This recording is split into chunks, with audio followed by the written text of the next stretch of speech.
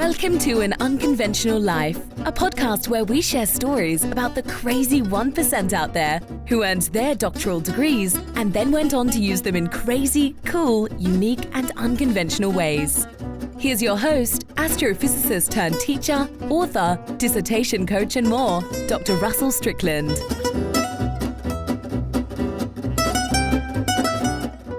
Hello and welcome to An Unconventional Life. I'm your host, Dr. Russell Strickland, the founder and CEO of Dissertation Done. And I have with me today Dr. Greg Cason, best known as Dr. Greg from the Bravo series, LA Shrinks, the controversial docu-series that showed what happens in a therapist's office and in real life. He appears regularly as a psychological expert on the Nancy Grace Show and has also appeared on a large variety of TV programs, including the Jeff Probst Show, the Tyra Show, Extra Entertainment Tonight, Access Hollywood, and several news features. His expertise was also featured in documentaries, specifically about the gay community, such as The Butch Factor, The Adonis Factor, and The Gift. And most recently, he provided expert psychological analysis in The Secret Tapes of the OJ Case, the Untold Story.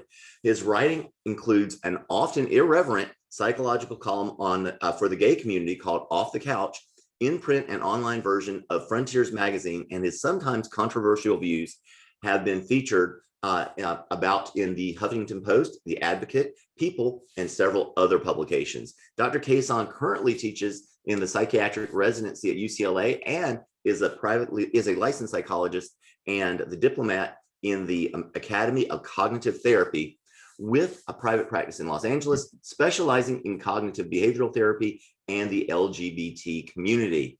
Dr. Cason, wow, I can't wait to get into all that. Thank you so much for joining us today. Hey, it's great to be here. I realized I should have updated that because I'm like, oh yeah, this has happened and this has happened, but that's life. Okay, great. I'll just let everybody know briefly here that today's episode is being brought to you by Dissertation Done. So if you are in the an adult doctoral student and maybe struggling with or a little bit leery of the dissertation process, reach out to us at dissertationdone.com/done, and we'll have a conversation and see if we might be a good fit to help you through that process.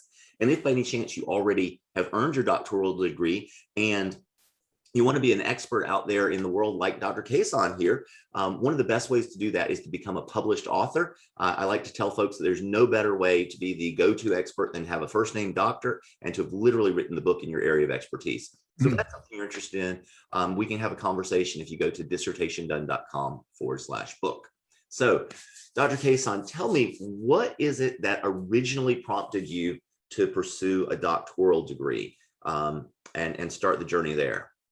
Yeah, it's an odd question because I will tell you the absolute truth, which I don't think many people believe, is that there were two Bob Newhart shows. The first one featured a psychologist, and I, as a little kid, worshiped that show. I thought it was the greatest show ever, and I would take out a piece of paper because I wanted to see what he did because I wanted to do it.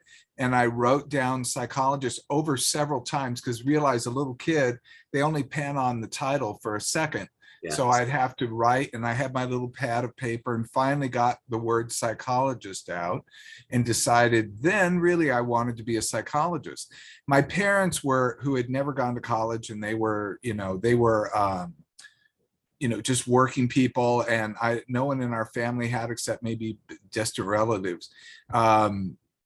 Were really a little bit more, hesitant about it and said, you got to aim a little bit lower.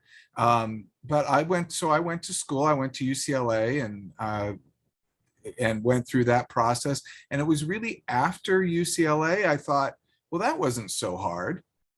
I was reading a book that, I think is extremely controversial, called The Fountainhead by Ayn Rand.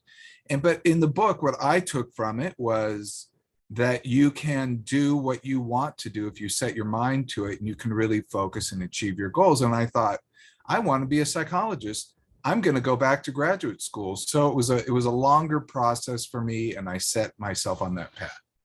Well, I mean, so many people that I talked to, the doctoral degree was always something they were interested in, but it wasn't necessarily the specific field or the specific thing that they're doing. that drove them. So it's kind of interesting to hear like, oh, as a little kid, I always wanted to be a psychologist. and No, that was it. No, I didn't want to be a medical doctor. I didn't want to be so many other things. It was specifically a psychologist. That was, being called doctor wasn't my thing. It was doing what a psychologist did. That's all I cared about. Yeah, and I love, that notion of if you can do anything that you want to do, if you set your mind to it. I firmly believe, I've talked to some people who think that there is a certain, level of expertise or level of aptitude that you need in order to pursue a PhD. I firmly believe that it's just about resilience, about keeping going and finding out what to do too. Because if you're chipping away in the wrong direction, you're not going to get there. But if you can set your sights in the right direction, get someone to help guide you, that you're on the right path, then it's just chipping away.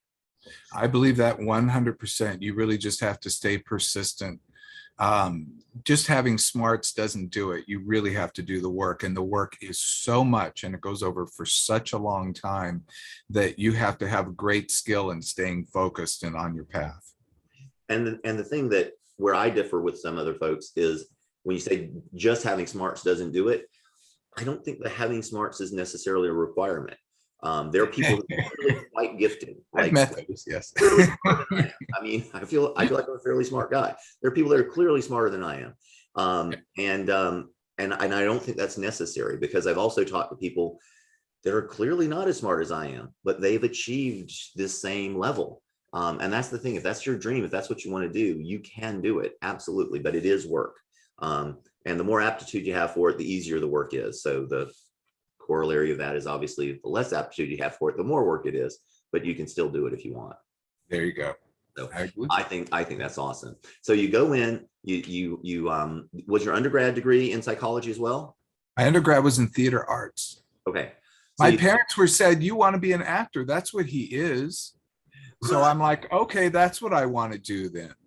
So I went to UCLA, and UCLA, I wasn't necessarily sure about their degree, but they at the time was an extremely difficult program to get into. I got into it, so I didn't want to move out of it once I realized this maybe wasn't for me, but nonetheless, I went through with it.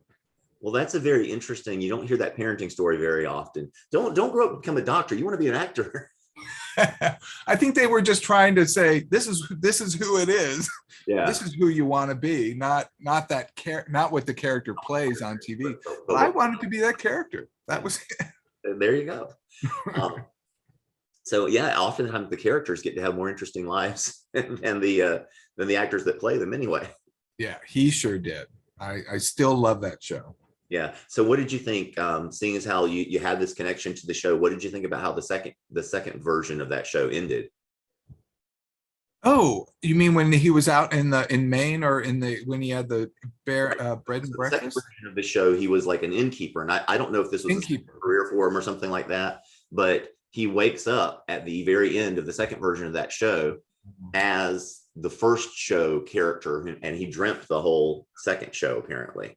Yeah, that was very cute. And I don't know, that was probably before or after Lost, but yeah, or Dallas. It was certainly after Dallas, I think. Yeah, but it was very, very, I thought that was wonderful. They have comic genius on that show. Yeah, and they went overboard on the whole Dallas thing, because I mean they threw the whole, not a year, but the whole show.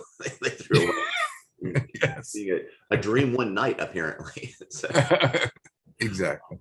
Okay, so you went from theater arts, you still were pursuing this dream of becoming a psychologist. What was it like when you got into grad school, and now you're doing really studying psychology and getting into that field for the first time? Well, I got advice. I went to see a therapist, and he gave me advice. He thought it would be good if I got a master's degree first to see if I really liked it. That here I was fantasizing about something I really hadn't taken a lot of classes. I was at UCLA undergrad, and then after I graduated, I started to work in psychological research. I started to take classes at UCLA in their extension, and I went into Cal State Northridge's master's program in clinical psych. And UCLA was kind enough, they actually sponsored me through the program. I got a scholarship through UCLA because I worked there to go to another school, which is trippy. And then they basically suggested when I was wanting to apply for doctoral programs, one professor was very strongly suggesting University of Houston, thought it would be good match. And I applied there and went. So there were certainly a lot of people along the way who gave me guidance and help. As much as I tried to do everything on my own, that's just impossible in this field. Yeah. Well, and I think that's another thing, that when you go to doctoral studies in general, it's really impossible to do everything on your own. Yeah. It's, one way or the other, it's a community that you're joining, and you need to interact with the people in that community to fully understand it. So I think that's good that you had that from a relatively early stage. So now you said it was Houston then for your doctoral degree? Yeah, I went to University of Houston, and then I did my internship at UT Austin, and I did my postdoc at UCLA. I went back to UCLA. UCLA, I have to say, I have a big heart for that school because of how they set me up. I got a full ride there, my first 4, and then they paid for my master's. And I just really have a lot of love for that school. I mean, it's a wonderful school, and they really helped. My fellowship was really one of the better experiences of my entire training as well. Well, before we get there, let's talk about the dissertation some, because I know we were talking before the cameras rolled, and you were mentioning some interesting experiences that you had going through the dissertation. Tell everyone a little bit more about that. Oh, my dissertation, it was interesting. I went to University of Houston. For me, it was interesting because I got there and the professors told me that I was the first openly gay person to go through the program. Wow. And I said to them, and we had a program, it was just 10 people, 8 to 10 is a typical program. And I said, if I had known that, I wouldn't have come here, because I didn't want to be the groundbreaker. I didn't want to be that person. And this was back in the 90s, the early 90s. It was certainly much less liberal. And at University of Houston, it used to be illegal to be gay. You'd get arrested or kicked out of school. So it was interesting to me. I did find that they did have other students. They just weren't out from the past. So that was comforting. But I didn't want to be that groundbreaker. Anyway, I also, when I looked at my dissertation, I was looking at topics. So there's one piece of advice a professor gave all of us, which I found to be extremely helpful. It was in our very first class. I think it was a research class, very first semester. You have to take research all the way through. He just said, start your dissertation now. Like, do it, start now. You really need to start working on it. And so I really started that process. I didn't know what to do. Now, I'm at University of Houston. I had a teaching assistantship. I had no money. So, you get these jobs. Yeah. The governor of Texas decided to wipe out all teaching assistantships for all the state universities while I was there. So I lost my job. I had to get a job in the community. I went to what was then a gay, LGBT counseling center, one of the very few in the nation that was just a community counseling center for low-income people. And there I started to do work, and I thought I really should do research on this place because they weren't gathering data. Mm-hmm. So I decided to start to do that, but then I had to go through a large really had to think about what I wanted, because I knew this would not only make me more out to others and make other people judge me, especially in Texas and Houston, where it was not a great thing to be gay. In fact, the prejudice was really rather remarkable at times. But that was, if I did that, it defined you for the rest of your life. People will always ask, what did you do your dissertation on? And so I did it on training mental health professionals to work with lesbians and gay men. And that was a whole process unto itself, but I did it through that workplace, which ended up being a very helpful thing. Yeah, that's awesome. When we get to work with students at an early stage in their doctoral journey, I always recommend the same thing of start your dissertation as soon as possible, because if you can, even when you're in your classes, some of the work that you're doing, you can examine parts of your dissertations through the lens of that particular class. So it's a great way to be proactive if you can. Most of our folks we talk to when the house is on fire and they're like, I really want help with my dissertation now. So we don't get to do it as often as I would like, but when we do get students that come in proactively, it's a great way to really get a jump on the process. Yeah, at least to start thinking about it and wondering what you can do, because realize there are going to be many turns along the way. We had a pre-dissertation research, which is pretty typical. So you have your master's thesis, then you have pre-dissertation research, which you have to go through a defense, the whole thing, and then you have your dissertation. The pre-dissertation research can be about a different topic area, but I was like, I am not going to veer from this. I'm going to stay on this topic the whole way. And at that defense, they really had me change the trajectory of my dissertation, which I can't even tell you how upset I was, because I developed an instrument. I did all this stuff, again, as part of another class, a quantitative class that I developed an instrument. And what really upset me is they said, no, this guy just published this data that really was similar to mine. And they're like, oh, he published, use his. And I was like, and it was so upsetting to me. It was the right decision. I know exactly why they did it, because they said, basically, you're going to have to write 2 dissertations, one proving your instrument works, and number 2, what the outcome of your instrument. So they were right to do that, but it was so upsetting. So all of those processes, I wouldn't have, if I waited until the very last minute, oh my God, I couldn't even imagine the trouble I'd be in. Well, that's why so many people end up taking years and years going through the dissertation work.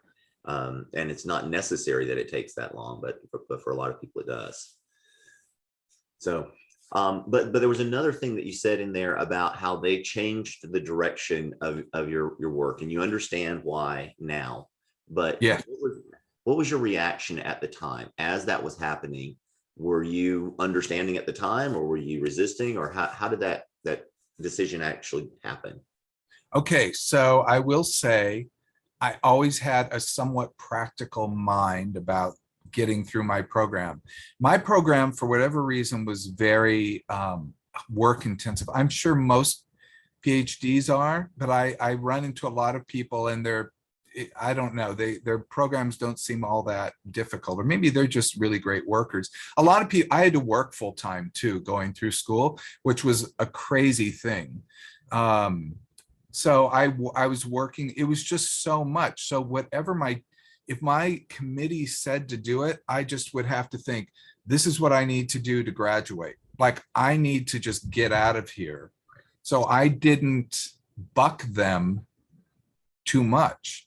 In fact, I had a very bad situation happen because in these universities, usually a professor sponsors you in to, you're going to be working with. The guy who did that with me was amazing, absolutely amazing. But I wanted to use the stats professor on my dissertation, who was also amazing. And he said he refused to work with my advisor. Yeah. Just not amazing together, huh? And I fired my advisor and got someone else. I mean, I did it because I knew that the stats were going to be a real challenge, because I did a quasi-experimental. I hate to be all so technical and boring about this stuff, but basically all these processes you went through were just really difficult interpersonal things you had to deal with just because you're trying to produce this research. Well, our audience understands all of these words, and some of them are knee deep in it right now. Some of them would say they're neck deep in it right now. I would imagine. But the important thing that I heard in there, well, a few things, that notion of having a practical mind, I think is so important. I'm constantly talking to students about not romanticizing the dissertation, because your goal is to graduate, get in, get out, and then get on with your life. No one looks for an expert doctoral student. They look for an expert doctor. So finish the program up, and then you have so many opportunities available to you. So that's a difficult thing for a lot of folks, because a lot of folks who pursue doctoral degrees have this perfectionist gene that they have to deal with one way or the other. I consider myself a recovering perfectionist, and I have various bouts of that from time to time.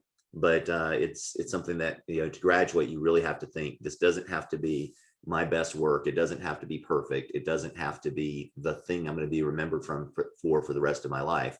In fact, if it is, in a sense, your career was a bit of a failure because the thing you did that everybody remembers you for is what you did as a student. So you don't want to think about burning out too soon. You want to be able to continue to flourish. And the dissertation is really you just getting in and getting out. And I think it's a very important concept for people to really take home. So that was one thing that you said that I thought was important.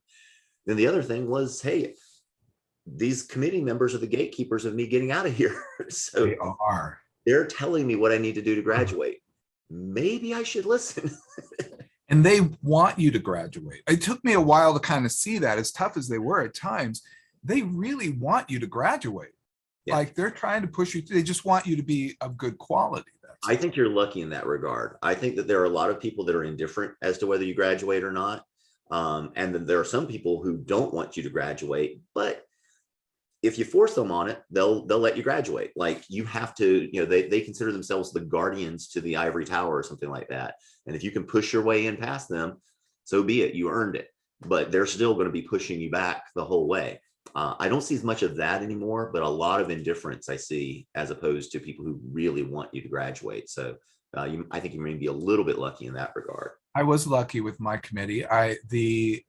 The reason I didn't say, but the reason my stats professor wouldn't work with my advisor was because he was notorious for failing people on their defense. So they get all the way to the end and he would crash them right in the defense. Yeah. So that was a major reason. I'm like, okay, I can't deal with that.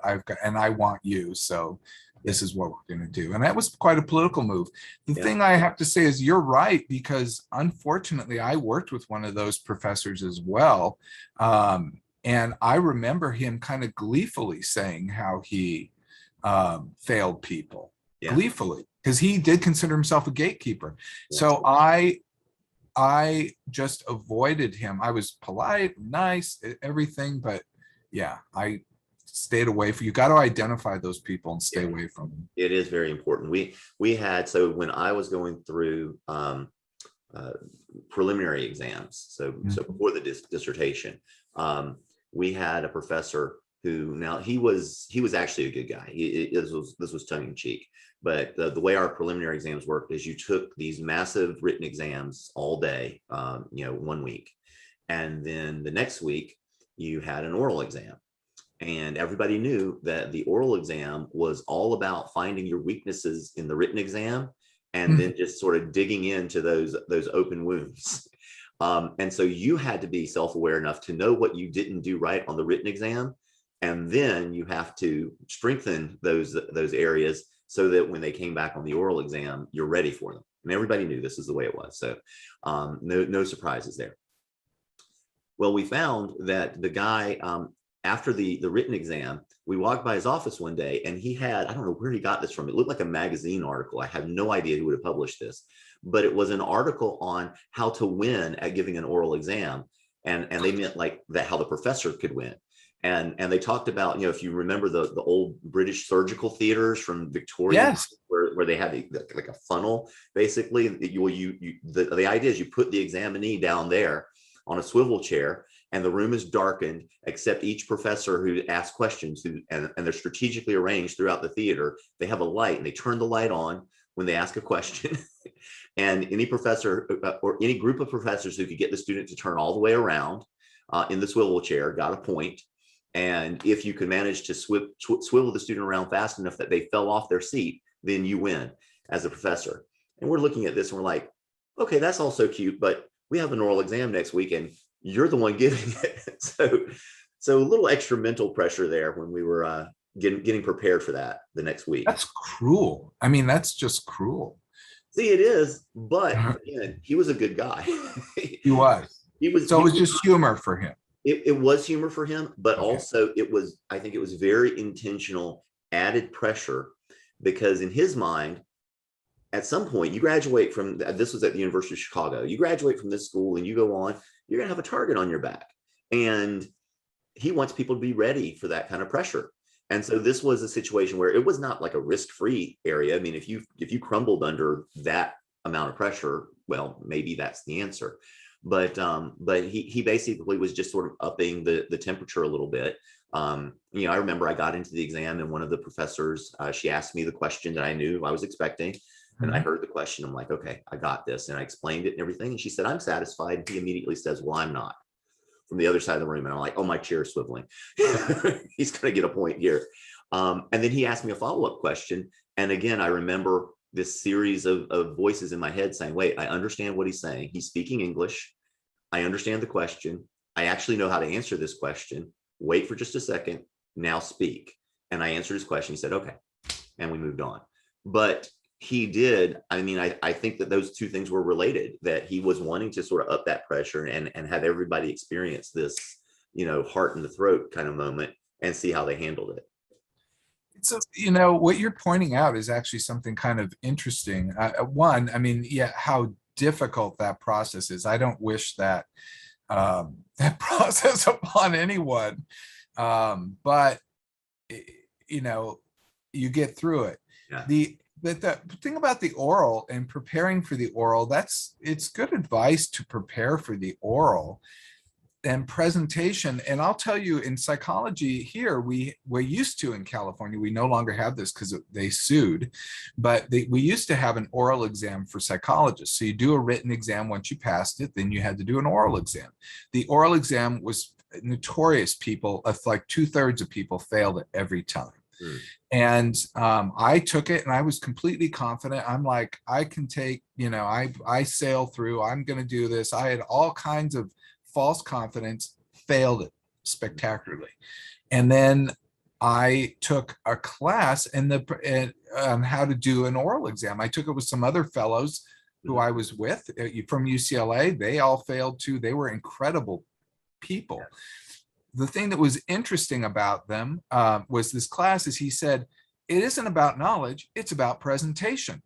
Yeah. He goes, you already know this stuff. We're not going to work on that. We're just going to work on how to present the information. And his advice was golden. And what we did just to present the information ended up being the thing to do. And I think with your dissertation defense, it really is good to think about how you're going to present it and practicing that defense. Yeah. Can you remember, was there a nugget that you can remember that really was an epiphany moment from that class? Yes, he repeated the same thing over and over, and it drove me nuts, but he was exactly right. He said, if you pull your car into a driveway, you have to be able to back it out. And so basically anything you said, you had to be able to justify and be able to talk about. So he said, the minute something comes out of your mouth, you have to be able to figure it out and be able to say it, like what's underneath it. Because that was a lot of that. So some of it was holding yourself back from saying everything. You just said what you were really comfortable speaking about. Yeah. When I was in school, they told us, you know, the most important thing that you can learn while you're here is to know what you know and know what you don't know. Yes. And he said, it's okay to not know everything because no one does. It's not okay not to know anything. You're supposed to be well informed, but no one knows everything. So just know what you know what you don't know, and understand that if you're at a professional conference or something like that, and someone's asking you a question, there's a 70 to 80% chance that they're asking you that question so that they can talk more. and a 20 to 30% chance that they legitimately want to know the answer. So definitely do not start answering somebody when you're basically playing right into their research or something like that if you don't know what you're talking about. Wow, that's great advice. I was once with a woman who was giving a talk, and I was sitting next to one of the professors, and someone else asked this woman a question that she just kind of ventured an answer. Clearly, it wasn't based on fact. The woman next to me looked it up because you have phones now. So she looked up the answer, which was on this certain research that absolutely contradicted what this woman said. And I'm like, afterward, I was just like, you got to be really careful about doing that. Yeah, I think it's perfectly okay to say, well, I really don't know. If you'd like, we can talk about it. Maybe it works this way. And if you're very, very clear, that you're spitballing and you're thinking it through with them. Yeah. That's a respectful way of really engaging with the question. And of course, the intent there is that you're starting a little bit of a discussion with the person as well. So if they know something, they can contribute to it. You're not shutting them down. But yeah, if you're just sort of spitballing and you're not making it very, very clear that that's what you're doing, yeah, you can get in a lot of trouble for that. Yeah. Because a lot of times the people who you might want to peer review your next paper or help you with your next job or work on another project are all in that room. And if they all lose respect for you because you do something like that, quick way to torpedo yourself. It is. The minute you introduce that doubt, people are going to start doubting other things you say. So yeah, it's really important not to do that. Exactly right. Well, so it's been an interesting transition, I would say, from wanting to be a psychologist a la Bob Newhart's character, who I don't remember what his name was. I think it was Bob. Bob. It was Bob, Bob something, but it was. Yeah, I think it was Bob Newhart in the second show, but it was something else in the first one, if I remember. But anyway, to the things that you're doing now seems to be a little bit of a little different than what Bob did back then. So how did some of that come about?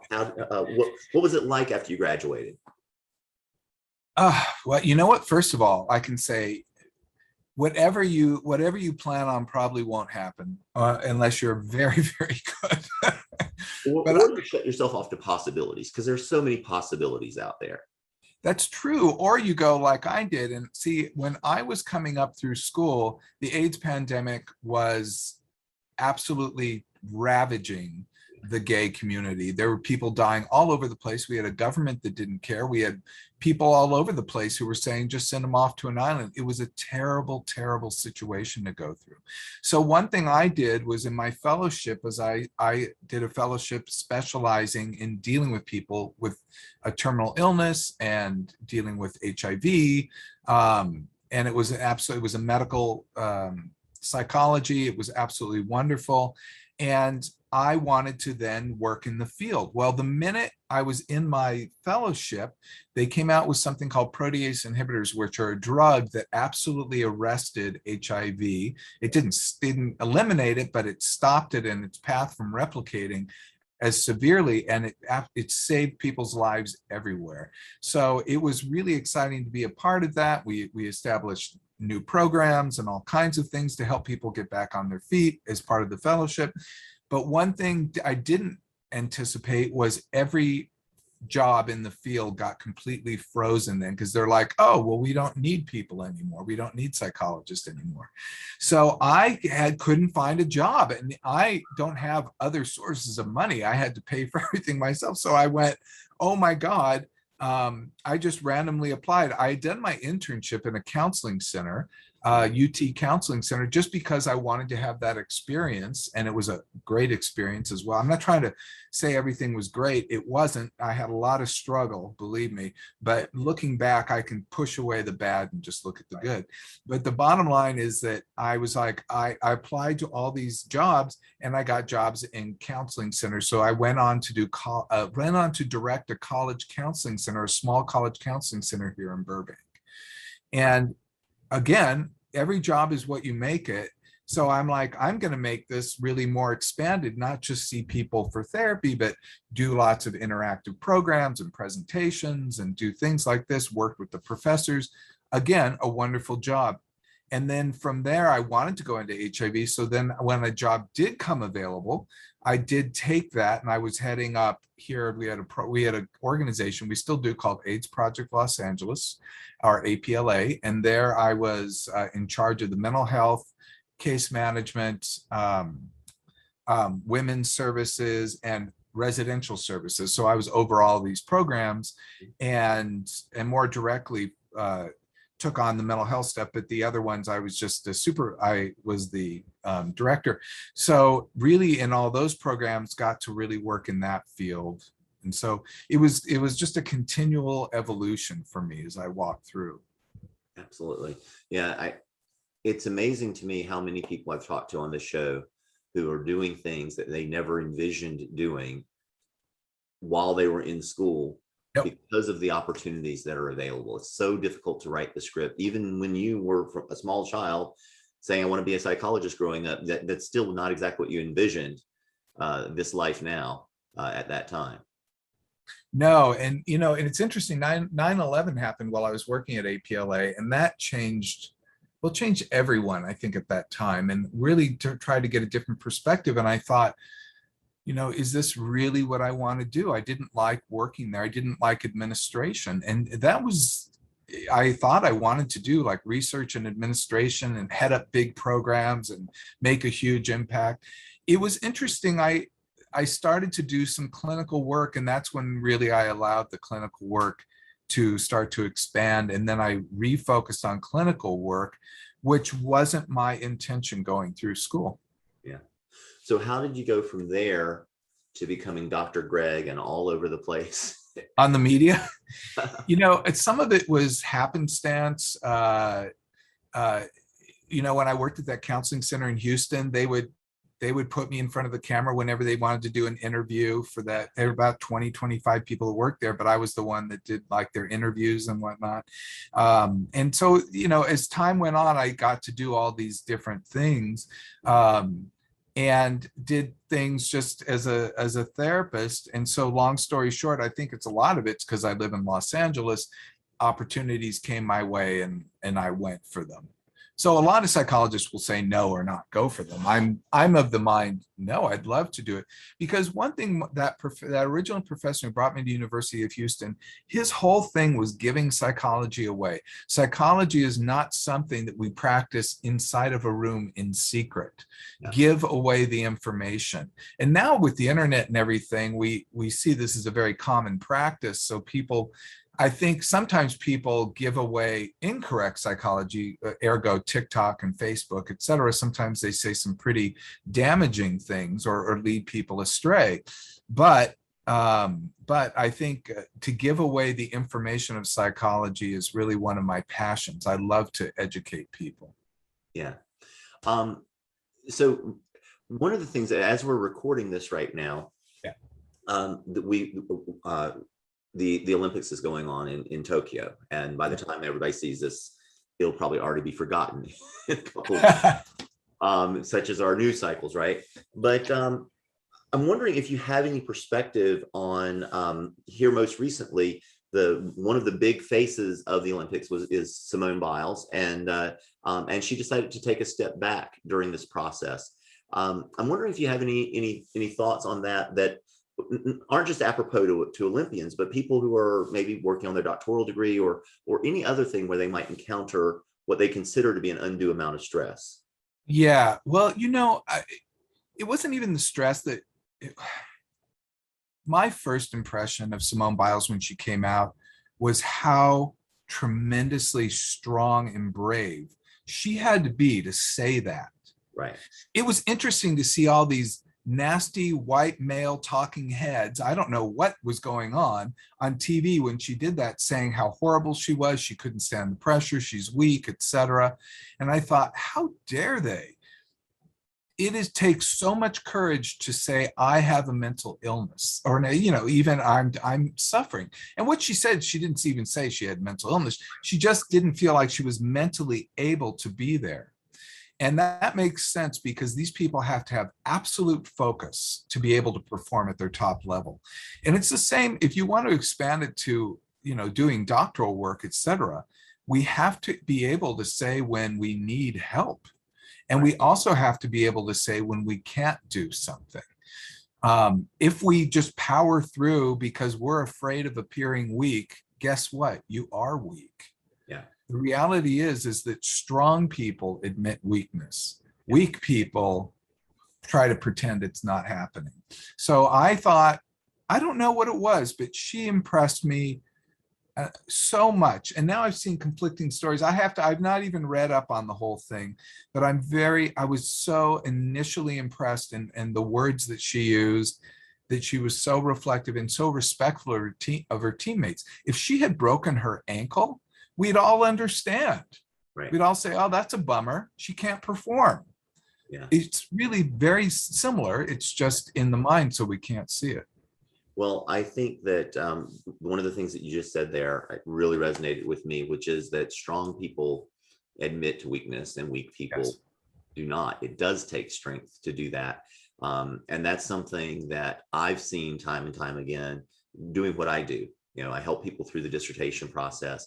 And it seems like so many people want to have this story of, Herculean, I was Atlas and I pulled the world up, on my shoulders. When in fact, that's not how most people get through the doctoral program. Most people do get help from somewhere. Whether it's someone like me or not is not relevant to this discussion. It's that you shouldn't think that you have to do this all yourself. If you, because every dissertation has this page of acknowledgments, dedication, things like that. I haven't seen one yet that was blank. Everybody thanks someone along the way, and it's important to let them earn that thank you. Let them actually help you out in the process and feel good about that yourself.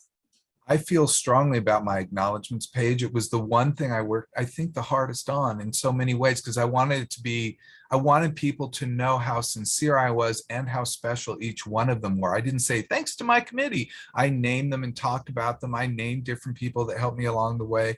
And I named the fellow students who were helpful to me. And it's the one section of my dissertation that I've reread several times, because it's weird. It just helped me feel good to realize these people had my back and really helped me. Yeah. And it's so very important as you're going through this process to understand that, told the story on this podcast, I think a number of times. One of my first students actually did her research on the types of support you need to be successful if you're completing your dissertation remotely. So if wow. Or not so campus community. Well, because that was her experience, right? Just like you gravitated towards your experience for your research. Yeah. Her experience is like, I think she literally moved away from a campus community while she was doing her dissertation. She may have moved with her husband or something. I don't remember the details now, but when you're not plugged into that campus community, there's so many things that go away. And she found that you need someone to be able to tell you what the hell to do and how to do it, operational support. And you also need someone to be able to emotionally kind of keep you going, lift you through it, and keep your belief in yourself up. And so it's important for folks to understand that that's research backed, that it's critical that you have those elements in place if you want to be successful. Don't try to do this yourself. Reach out. Yeah, I agree with that 100%. I love that she did that, because it's like there's a difference between the people that put a fire inside of you and the people that light a fire under you to get it going. I mean, also the thing that was really interesting is or at least it was to me, I'm so sorry, in my internship, there were 4 of us doctoral students. Mm-hmm. We were all mid-dissertation. So you get to your internship, it's pretty typical in psychology to not have finished your dissertation because it's so much, obviously. Yep. So we get there and we're all working. We've all collected our data. We all, have gotten to that point. We're at the point where we're all writing it. Mm-hmm. So we decided to start a dissertation support group. Well, one person quickly fell away because she didn't like, everyone being so goony and pushing. Then another person felt like she just couldn't handle the pressure and stuff. So our dissertation support group became me and this woman who we would go out to the lake in Austin and talk about our dissertations, and it was constant positive praise. Yeah. You wrote one sentence? Fantastic. That is so great, and it was really one of the more helpful things is to have that kind of support. And the thing is, that's not for everyone. So if you're sitting here listening saying, oh, I need someone to kick my ass and say, why didn't you write 2 sentences? Get that support. It's what you want to plug into. So, but it is important that you have that support. So, yeah, no, if somebody said, why didn't you write 2 sentences? I would probably shut down. So that would be the type of support that I wouldn't be able to help with. I loved celebrating because I push myself hard. I don't need someone else to push me. Yeah. And one thing I could say, what was really helpful to me in the dissertation is I did these tricks with myself all the time. I did like 15 minutes where I would turn 15 minutes. And I would turn on my computer, and if I just stared at the screen for 15 minutes, then I worked on my dissertation for 15 minutes. Okay. I didn't demand certain things. And I knew that if I kept this going, that I would eventually get there, and I did. And eventually it flowed out of me like a waterfall, but it took me a long time to get there, to mine that. The other thing that was really helpful to me is I use something called the PREMAC principle, which is a reinforcement principle from psychology that I was fascinated with, which is when you try to reward yourself with what we call a high frequency behavior, you reward a low frequency behavior. So working on your dissertation becomes a low frequency behavior. It's something you don't want to do. And high frequency behavior is something you would do anyway. At the time, we didn't have cell phones, internet, et cetera. So what I was doing was I would say I can't watch any TV until I've worked on my dissertation for, at that time, 15 minutes, half an hour, whatever it was, or I wrote one sentence, whatever I was saying to myself at the time. And there were several days I couldn't watch any TV at all because I didn't do my thing. Yeah. And then I also had like weekend, I couldn't go to the lake in Austin. That's like a big thing to do. I couldn't go to the lake on the weekend if I didn't do X, certain number of days. And I would hold to it and punish myself every time. I would not do my high frequency behavior if I didn't also do the dissertation. That kept me on a path. Yeah. And I kept working on it. So now I'm speaking to a real psychologist here, so I'm going to get exposed, but I thought that for most people, doing it the opposite way and rewarding yourself for behavior was considered to be more effective than the punishment route, or withdrawing support or whatever it might be. Well, I did. It was a reward. Okay. It was a reward when I do it, I could watch TV. Okay. I just said that if people will watch TV or they'll look at their cell phone or they'll look at their, internet, that you can't do it unless you've done your dissertation work. So the punishment, it goes hand in hand with the reward, that if you're not going to do it, then you don't get your reward. Right. Sure. And I do think the 15-minute thing is brilliant. I know I've used that sometimes when there are parts of my job that I don't enjoy doing, but they have to get done. And I'll do the thing. I'll set a timer. I'm like, okay, I'm going to do this for 15 minutes. And do these 15-minute sprints, and yeah, no distractions for that 15 minutes. Because when I get bored, I might pick up my iPad or something like that and play a little game for a few minutes. And that's a way I just switch gears. I'm not thinking about it. I'm thinking about something else. But I can also avoid stuff I don't want to do for long periods of time that way. And so that 15-minute sprint was something that I figure I should be able to do more or less anything for 15 minutes. So I can do this work for 15 minutes and it gets done. Surprisingly, it's amazing the tricks that your brain will let you play on yourself to get things done. Yes, but as a psychologist, I also know that people are very willing to not let those brain tricks happen. Yeah. They're very willing to give in. They're very willing to look at their phone, look at Facebook, et cetera, et cetera. So you really have to be an accomplice in your own success. A lot of people think that, if I just do X, Y, Z, then no, you've got to actually practice the behavior and you've got to set yourself up for success. That sometimes means not doing certain things like looking at your phone, et cetera. Sometimes when I'm working at my computer and I keep looking at my phone, I toss my phone across the room just to get it away from me, because I realize, yeah. Any other little hacks or bits of advice for folks who are, they're working through their dissertation? It's not something they necessarily want to be doing, or at least certain parts of it aren't things they want to be doing. How do you push through and make that happen?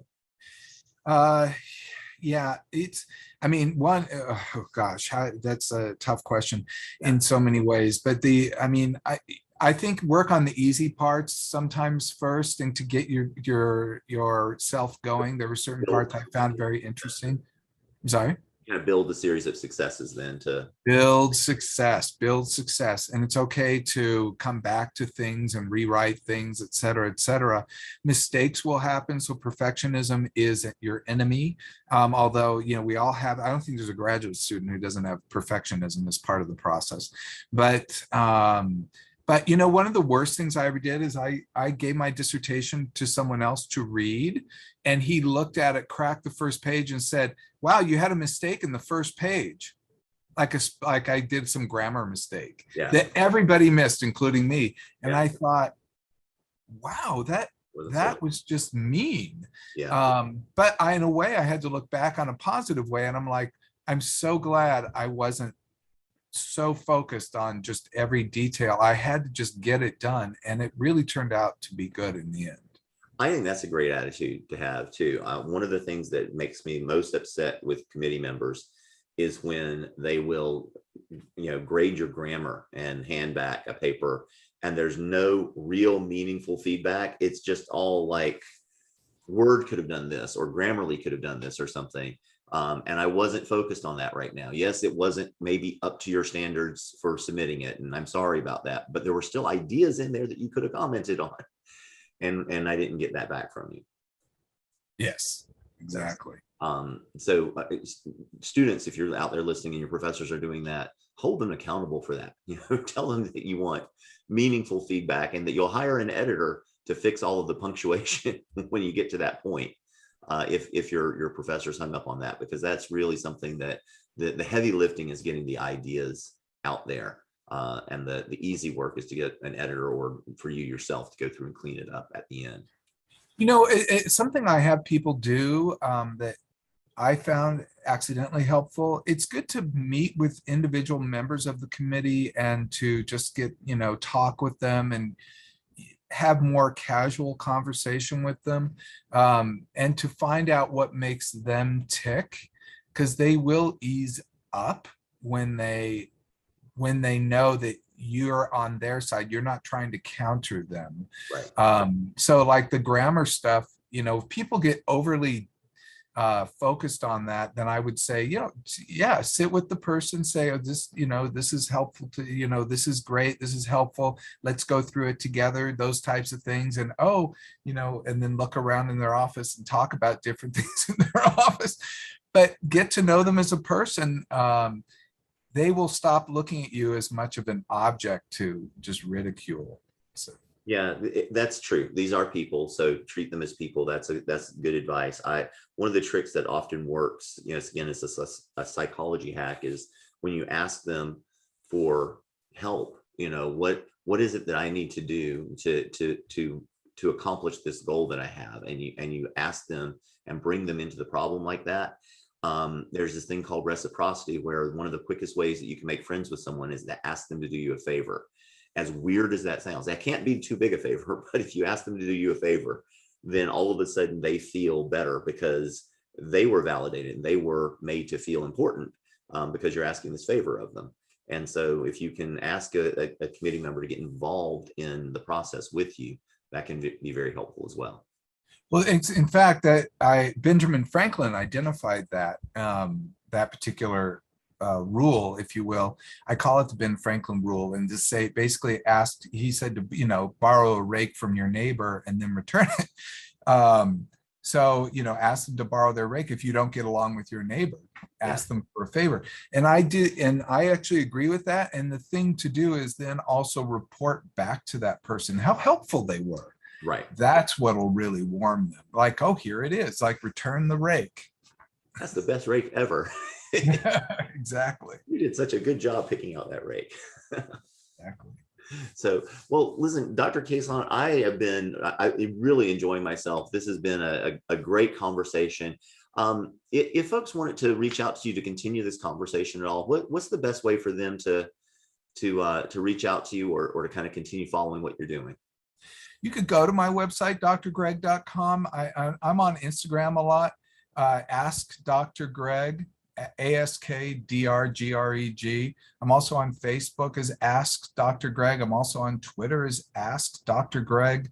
So you can go to one of those places and reach out to me. It's a little overwhelming. I am on LinkedIn, but it's just professional. It's really hard keeping up with all the messages, but I do try, so be patient. If you need to get in touch with me directly, go to my website and just contact me there. That is awesome. Well, I want to thank you so much for joining us today. And Ask Dr. Greg's pretty easy to remember, but if folks can't quite keep that straight, go to our blog on dissertationdone.com/blog, and we will have everything linked up with your episode by the time you're listening to this. So thank you again so much for being here with us today. Thank you so much. It was really a pleasure. Awesome. Well, I'll just remind everybody briefly that this episode has been brought to you by Dissertation Done. So if you're looking for some help with your dissertation, go to dissertationdone.com/done. If you'd like to be more of an expert and you have already earned your doctoral degree, check us out at dissertationdone.com/book. Either way, we'll have a conversation about what's going on with you, your life, and whether we're a good fit to work together. In the meantime, though, once again, I want to thank you, Dr. Cason, for being here. Thank you. And to everyone else, have a wonderful day and go out and live your unconventional life.